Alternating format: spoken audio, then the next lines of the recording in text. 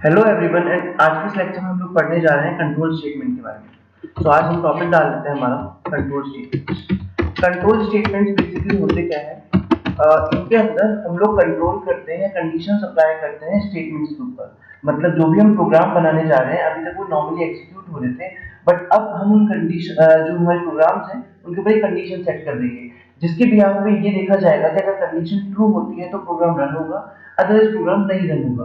तो काफी सारे कंट्रोल स्टेटमेंट्स हमारे पास होते हैं, हम उन्हीं सबको देखने वाले हैं। तो आज के इस लेक्चर में हम लोग कवर करेंगे इफ स्टेटमेंट।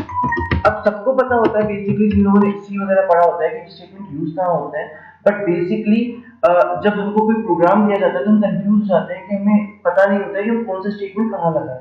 सो बेसिकली इसलिए मैं आपको एक चीज बताऊंगा, आप इसको हमेशा माइंड में रखिएगा। यूजर्स ये यूजर्स क्या बताएंगे आपको, ये आपको ऐसा बताएंगे कि आप इस स्टेटमेंट को कहां पे यूज कर सकते हैं। सो बेसिकली इफ स्टेटमेंट ऐसी जगह पे काम आता है जहां पे हमारी एक कंडीशन हो और उसके लिए आउटपुट भी एक ही डिजर्व करता हो। तो single condition and single output, अगर आपको कुछ ऐसा प्रोग्राम दिया जाए तो उसके लिए आप यूज करेंगे इफ स्टेटमेंट। तो मैं लिखता हूं one condition and one output.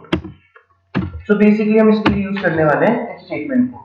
मैं आपको बेसिकली एक सिंटैक्स भी बता देता हूँ। सिंटैक्स मतलब स्ट्रक्चर कि प्रोग्रामिंग में इफ यूज कैसे करते हैं। तो उसके लिए आप सबसे पहले लिखते हैं इफ के बाद उसके अंदर आप डाल देते हैं ब्रैकेट में कंडीशन।